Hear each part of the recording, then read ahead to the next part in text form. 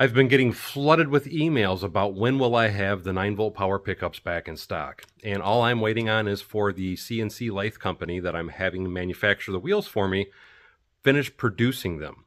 I'm hoping it'll be by the end of this week. But I also want to, in this video, quickly discuss how you can make them yourself and some of the options I'm going to be doing to list them for sale. To start with, I did a poll on my YouTube channel, and you guys said that you wanted the brass bushings more than you wanted anything.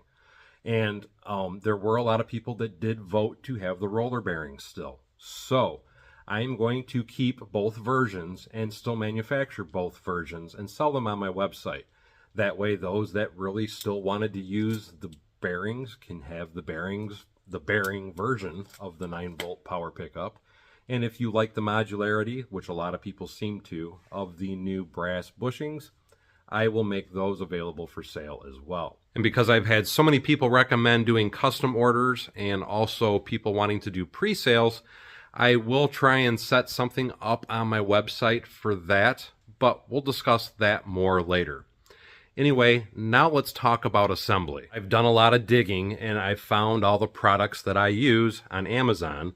So I'm going to give you a quick list of everything you need if you want to make them yourself to buy on Amazon and assemble them yourself at home. Now, the first thing I want to start with is how I have my little solder station going on here. And what I've done is I've made a makeshift jig, we'll call it. This piece of wood is actually screwed through to hold these two. These are brass 3mm pieces of tubing. And what these 3mm pieces of tubing are is I kind of dented in the wood there. And you can see that the wood is actually getting very hot from me constantly soldering iron it. But by me doing this all the time, I can take and put my, in this case, this is the bearings. I can put the bearing onto the piece of wood and now it won't go anywhere when I go to solder it. And that's why I have this little jig set up this way, because I can just set the bearings on it or the bushings, solder my wire to it, and then I can lift this back up and slide them off. But as long as it's pushed up and held into place, my bearings and bushings will stay there. And it makes soldering everything so much easier. But now let's go over the list of materials you actually need for assembly. Number one is you're going to need some solder. This solder is rosin core solder, and I actually buy the Radio Shack brand, and I do buy this on Amazon. And again, a link for every one of these items will be below in the description of the video. And I do want to note that I do make a very, very small commission on the links that I put in my videos. So for those that do buy with my links, I do thank you, because it does help to go support my channel. Item number two is my soldering gun, and I use a Weller soldering gun, and I do believe you can get this on Amazon, and I should have a link below in the description for this as well. But this is a 23-watt soldering iron. Obviously, you buy the wheels on my website, and you buy as many as you need to service however many you are going to manufacture yourself. And no, I will not sell the CAD files for my wheels. You want to make wheels? You are welcome to make the wheels yourself, but if you're going to use or make wheels, you're going to have to make them on your own. My CAD files will not be given out, and I will not be selling them. Number four is the silicone wire, and this wire is 26 gauge. It's made by Techno, whatever it is. But this is a really good wire. I love this wire. This is a roll of 250 feet. Now, if you're going to make the bearing version, here is the bearing. I buy mine in bulk, so they come in this kind of big, long tube, and there's 50 in a tube.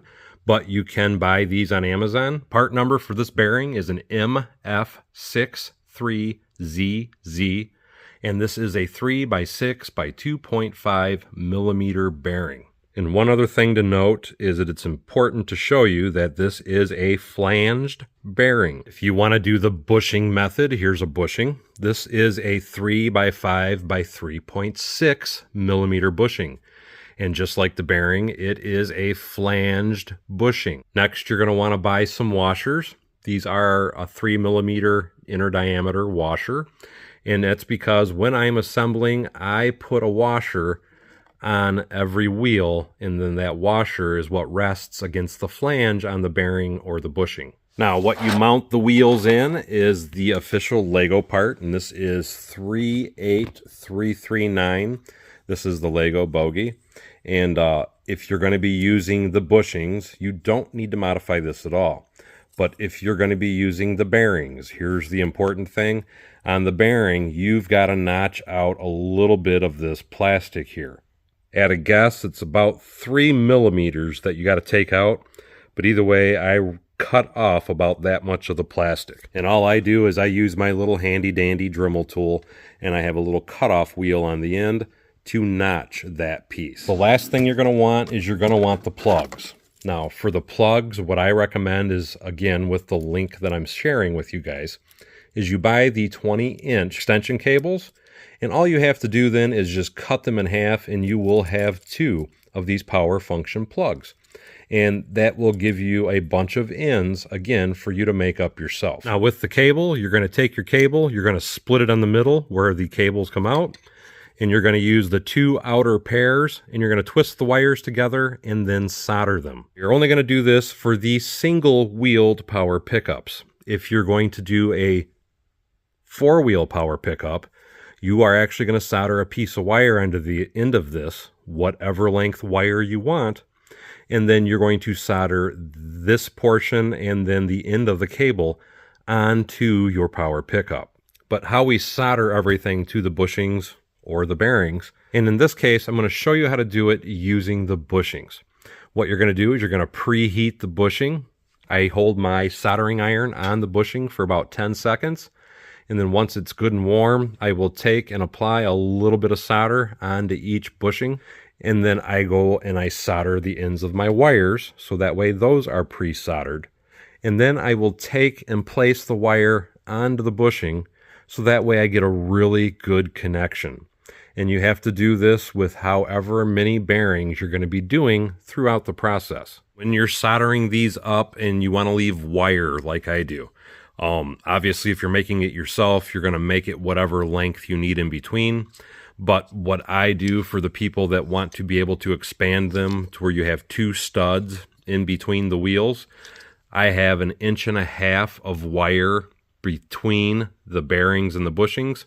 And that was another thing about this jig, is I've set it up to where I have enough wire at all times. So when I lay the wire on here and solder it, I know it's the exact amount of wire I need. Once everything's done, you should have a working 2, 4, 6, 8, whatever wheel power pickup you decided to make. And now, because we've been talking about making the power pickups, I want to quickly touch on something that I think some people are confused on.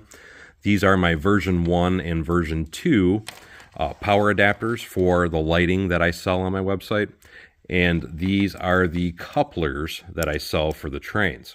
Now, these couplers and these adapters are only intended to be used with the official or off-brand battery packs.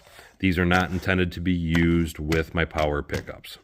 I am working on making an item that will work with the power pickups to give power to your lights as well on your trains, but that is a future project. That's all for this video, so we'll see you next time on Bevins Bricks.